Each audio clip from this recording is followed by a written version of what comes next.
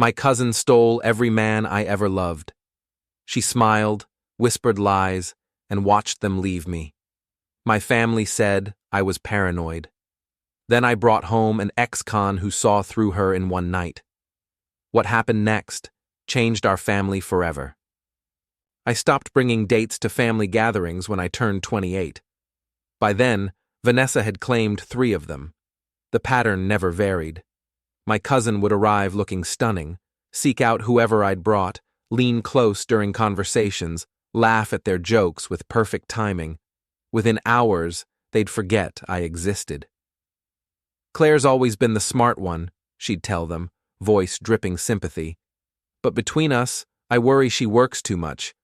Doesn't she seem tense to you? The last time was David. I'd dated him 8 months, thought we had something real. Vanessa cornered him by the dessert table, touching his arm while explaining how concerned everyone was about my issues. 2 weeks later, he suggested we take a break. I found the handwritten note in my purse months afterward, Vanessa's looping script on cream stationery. Thanks for understanding about Claire. She's fragile right now. Maybe we could grab coffee sometime? XOXO, V. The note felt like evidence of a crime I couldn't prosecute. I kept it anyway. Now I attend family events alone, watching Vanessa work her magic on other people's partners. The aunts praise her kindness. Uncle Pete calls her a real sweetheart. Mom wonders aloud why I can't be more like my cousin. So warm, so giving. You're being paranoid, Mom said last Christmas when I tried explaining. Vanessa loves you. She's just naturally charming. I started declining invitations, making excuses. Work projects, headaches, prior commitments that didn't exist. The isolation felt safer than watching Vanessa perform her routine while everyone applauded. But loneliness has weight. By my 32nd birthday, I'd convinced myself I was the problem. Too serious, too suspicious, too damaged to deserve loyalty. Then I met Michael. Michael didn't fit any category I'd dated before. Broad shoulders, calloused hands, eyes that held secrets. He worked construction, drove a beat-up truck, and spoke carefully, as if words cost money. Prison changes you, he told me on our 3rd date, matter of fact. Did 18 months for assault. Guy was hurting a woman in a parking lot. Cops saw me standing over him with bloody knuckles, didn't ask questions. I should have run. Every dating article warned against ex-convicts. But something in his voice, the quiet shame mixed with zero regret, kept me listening. The woman testified at my trial, said I saved her life. Judge still had to sentence me. System doesn't care about context. Michael's presence filled the room without demanding attention. He listened when I spoke, asked real questions, remembered details from previous conversations. Your family close? He asked one evening. Complicated, I said, then found myself explaining about Vanessa. Not everything, but enough. Michael's jaw tightened. Sounds like she's got everyone fooled except you. The validation hit like cool water.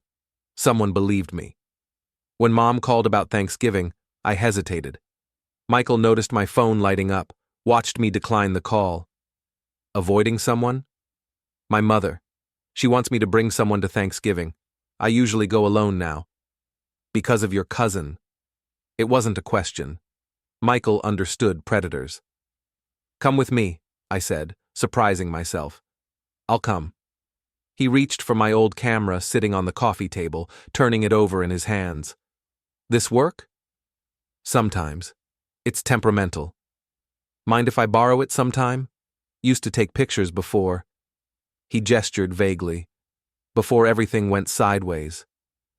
Maybe this time would be different. Maybe Vanessa had finally met her match.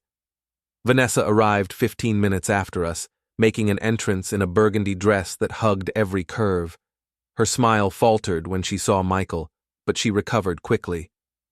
Claire, you didn't tell me you were bringing someone. She extended a manicured hand. I'm Vanessa, the favorite cousin. Michael shook her hand briefly, then stepped closer to me. Michael, I've heard about you. The way he said it made Vanessa's smile tighten. She tried her usual routine, the hair flip, the conspiratorial lean, the breathy laugh. Michael watched with the same expression he might wear, observing a street con. "So, what do you do, Michael?" Uncle Pete asked over dinner. "Construction, mostly renovations."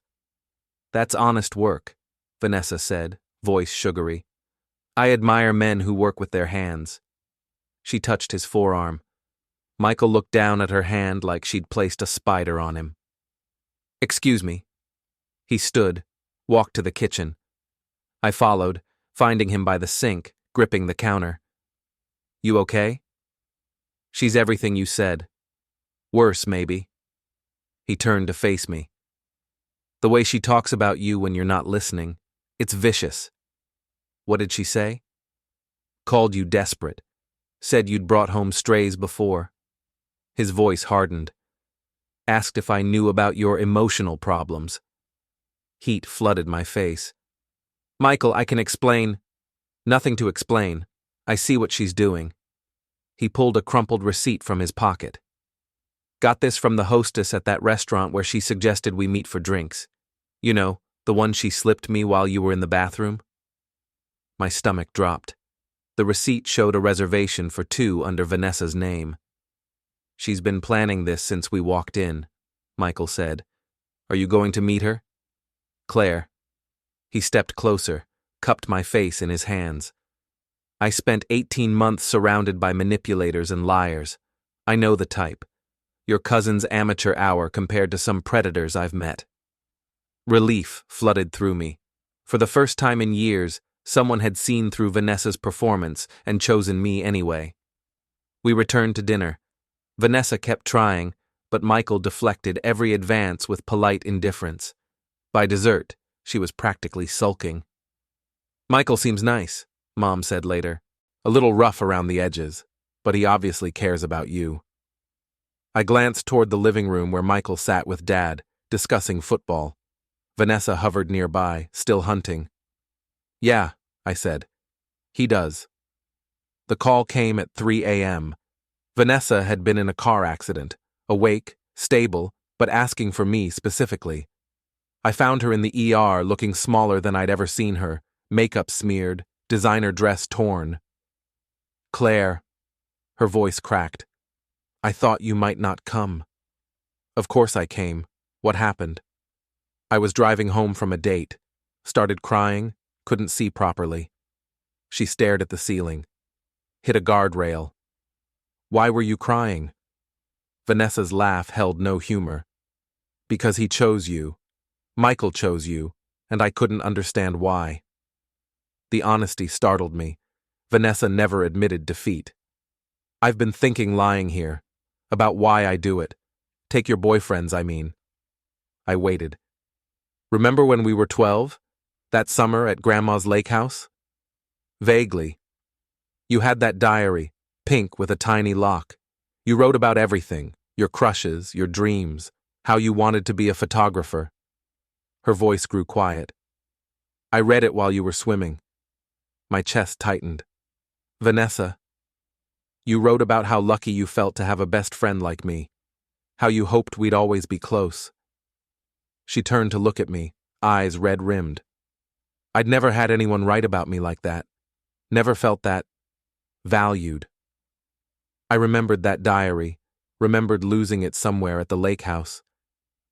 "I started taking things from you because I was jealous," she whispered. "Not of your boyfriends, of how easily you loved people, how you trusted. I wanted to be you, so I kept trying to prove I was better." She reached into her purse, pulled out a folded paper, my old diary page, yellowed with age. "I've carried this for 20 years, reread it whenever I felt worthless." She held it out to me, which was more often than you'd think. I took the paper, recognized my 12-year-old handwriting gushing about my wonderful cousin Vanessa. "I'm in therapy now," she said. "Started last month. Dr. Martinez says I have attachment issues, probably from Mom and Dad's divorce, but that's not an excuse for what I did to you. Vanessa, I'm sorry, Claire. Really sorry.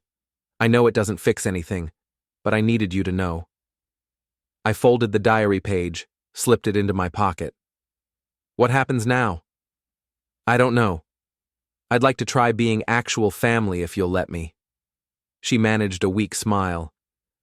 Your Michael is good for you, by the way. The way he looked at me when I tried my usual tricks? Like I was pathetic. He sees through people. Yeah, prison probably teaches you that. She caught my surprised expression. I Googled him after Thanksgiving, found the court records. He really did save that woman. I nodded. Hold on to him, Claire. Men like that are rare. Michael proposed on a Tuesday in February, no fanfare or elaborate planning. We were painting my kitchen when he set down his brush and turned to face me. Marry me. I nearly dropped my roller. What? Marry me, Claire. I know it sounds crazy, but I've never been more sure of anything. Paint streaked his forearms, flecked his dark hair. He looked like what he was, a working man with honest hands and a good heart. Michael, we've only been together 8 months. I spent 18 months in a cell thinking about the life I wanted when I got out. It looked exactly like this. He gestured around the half-painted kitchen. You, me, building something real together. He pulled a small velvet box from his pocket. Inside sat a simple solitaire, nothing flashy, but the diamond caught light like captured starfire. I know I'm not what your family expected for you, ex-con with a high school education and a beat-up truck, but I love you, Claire. Not the version of yourself you think you should be. You, exactly as you are. Tears blurred my vision. My family doesn't matter. Yes, they do, and that's okay. He took my paint-stained hand. Your mom called me last week. My stomach dropped. What? She wanted to know my intentions, asked about my record, my job, whether I was good enough for her daughter. He smiled. I told her I'm not good enough for you, but I'm going to spend the rest of my life trying to be. What did she say? That she'd never heard you laugh the way you do with me, that maybe good enough isn't about money or status. He paused. She likes me, Claire. So does your dad. I thought about the past months, how my parents had warmed to Michael gradually. Dad appreciated his directness, Mom his obvious devotion to me. Even Vanessa, during her brief visits from therapy, treated him with genuine respect. The camera you borrowed, I said suddenly. You never gave it back. I've been taking pictures, of us mostly. Thought you might want them for our wedding album. His grin was boyish, hopeful. If you say yes. I looked at this man who'd seen me at my most paranoid and insecure, who'd stood between me and Vanessa's manipulation without being asked, who'd painted my kitchen on a Tuesday and proposed like it was the most natural thing in the world. Yes. He slipped the ring onto my finger. It fit perfectly. One condition, I said. I want a small wedding, just family and close friends. Whatever you want. And I want to invite Vanessa. Michael's eyebrows rose. You sure about that? She's trying to change. Really trying. I think she deserves a chance to see what healthy love looks like. He kissed me, tasting like paint fumes and possibility. Outside, snow began to fall, dusting our half-painted world in white. Vanessa's wedding invitation arrived in spring, cream cardstock with elegant script announcing her engagement to Dr. James Martinez, her therapist's colleague. I stared at it over morning coffee, remembering our conversation in the hospital. She's getting married, I told Michael, showing him the invitation. How do you feel about that? Surprised, happy, I think. I traced the embossed lettering. She's been different since the accident. Actually different, not performing different. Vanessa had visited twice since Christmas, both times without agenda. She'd brought engagement photos, herself and a kind-faced man with graying temples who looked at her like she was precious, not a prize to be won. James knows everything, she'd said, about my therapy, about what I did to you, about why I'm working so hard to change. He says healing isn't linear. The wedding was scheduled for June, just 2 months after ours. Michael and I had married in my parents' backyard, 30 guests total, Vanessa serving as my reluctant but genuine maid of honor. She asked me to be in her wedding, I told Michael now. What did you say? That I'd think about it. I set the invitation on the table. Part of me wants to believe she's really changed, but part of me wonders if this is another performance. Michael poured himself coffee, leaned against the counter. What does your gut tell you? I considered. Vanessa's recent visits had felt different, awkward sometimes, but authentically so. She'd asked about my work, remembered details about my projects, even complimented the kitchen we'd finished painting. That she's trying, really trying. Then maybe that's enough. I want to go, I decided. Not as her bridesmaid, but as her cousin, as family. Michael nodded. Then we'll go. I called Vanessa that afternoon. We'll be there. Congratulations. Claire, thank you. That means everything to me. Her voice caught. I know I don't deserve your forgiveness. This isn't about forgiveness, I interrupted. This is about moving forward, both of us. After I hung up, I felt something shift inside me. Not complete trust, that would take time, but the possibility of it. Maybe Vanessa was finally becoming the person I'd believed she could be when we were 12. Vanessa's wedding was everything mine wasn't. Elaborate, expensive, perfectly orchestrated. 200 guests filled the country club ballroom while a string quartet played. I watched my cousin float down the aisle in silk and pearls, radiant in a way that seemed genuine for once. She looks happy, Michael murmured beside me. She does. James waited at the altar with tears in his eyes, no pretense or performance. When they exchanged vows, Vanessa's voice shook with real emotion. I promise to be worthy of your love, she said, and to never stop working to become the woman you see in me. During the reception, she found me by the dessert table, the same spot where she'd once cornered David with her poison whispers. I'm glad you came, she said, adjusting her veil nervously. Me too. The ceremony was beautiful. James wrote his own vows. I wanted to, but Dr. Martinez said I should stick to traditional ones for now. Less chance of manipulation creeping in. She laughed, but it held self-awareness instead of malice. How's therapy going? Hard. Really hard. Turns out I've been performing for so long, I forgot who I actually am underneath. She glanced toward James. He's helping me figure it out. I pulled the old diary page from my purse, the one she'd carried for 20 years. I want you to have this back. Claire, no. I gave that to you. Because you needed to let it go. And now I'm giving it back, because you need to remember. I pressed the yellowed paper into her hands. That 12-year-old girl who wrote about loving her cousin? She still exists, but she's not responsible for fixing you. Vanessa's eyes filled with tears. I know. I'm working on that too. Michael appeared with champagne flutes, handed us each one. What are we toasting? New beginnings, I said. Vanessa raised her glass. To family, the real kind. We drank, and I tasted possibility on my tongue. Later, as Michael and I drove home through summer twilight, he reached for my camera on the dashboard. Got some good shots today, he said. Want to develop them this weekend? Yeah. I smiled, thinking of all the images we'd captured, not just today, but over the past year. Evidence of love, growth, healing. Think she'll make it? He asked. Vanessa, I mean. I think she's got a real chance, for the first time in her life. Michael nodded, squeezed my hand. Behind us, the country club faded into darkness, but ahead stretched open road bathed in golden light. I'd found my way back to hope.